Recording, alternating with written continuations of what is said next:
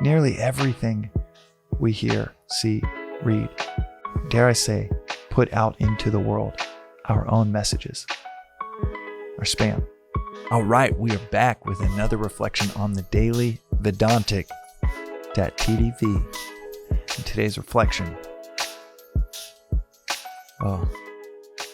this is something I think about way more than just today, but certainly it's resonated the most in the last few hours of just looking at an inbox that has so many messages in it, so many marketing messages. And if you're a subscriber of Magic Mind, I apologize if we hit you up too many.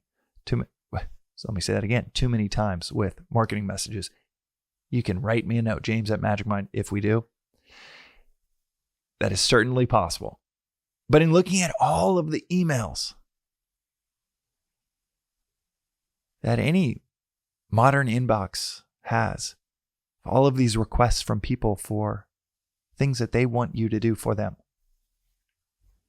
there might be a whole lot of service in there. And God bless you if you have an inbox that's filled with service, but a lot of times it's just spam. In fact, pretty much every message the world gives us is spam. Kant said, the German idealist philosopher Kant said that one of the most critical errors we can make as humans is to perceive others as instruments for our own gain. To view other people as, oh, that person can help me with this person can help me with that, and so on. It's also critical error to view oneself as an instrument.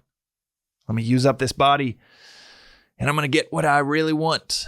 I'm going to get that reputation that I want, and I'm going to stress myself out like crazy because this body is just an instrument to get me what I want internally instead of taking care of it. This thought of not using other people for your own personal gain. This is what everyone is doing when they send you an email for getting you to try to buy this, an advertisement as you scroll through Facebook, and the average American is subjected to 2,800 advertisements a day.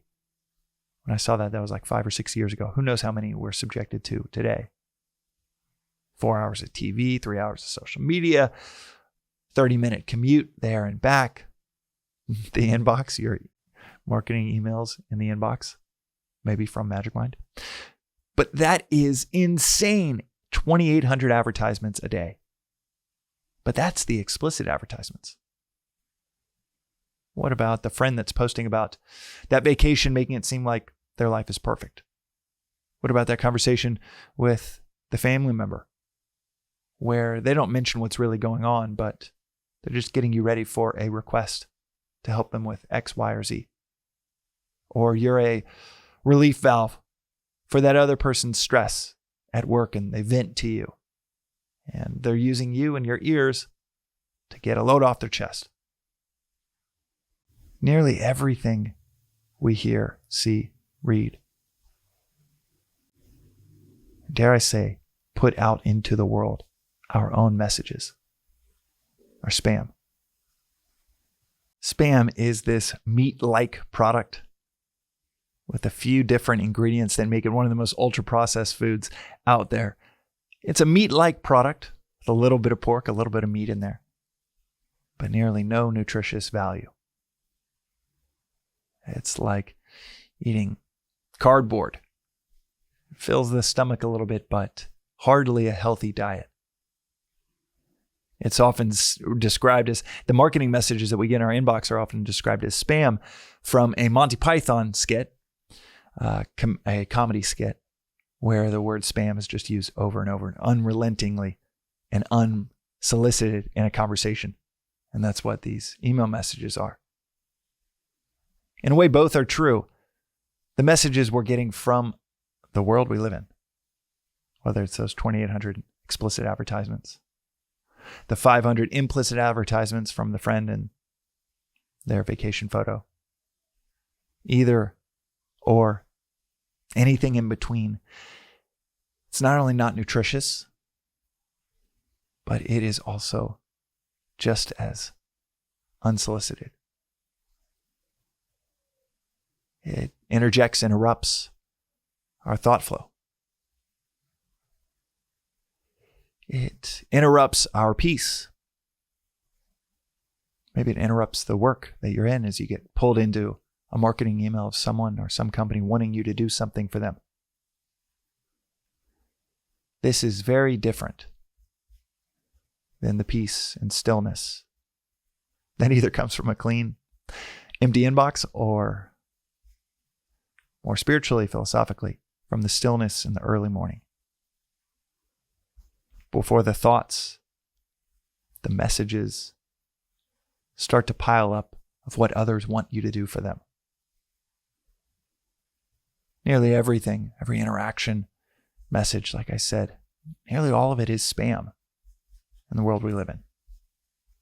So how do you find nutrition?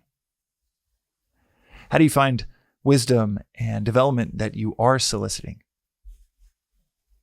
That is found in the early morning with 10 to 15 minutes of reflection.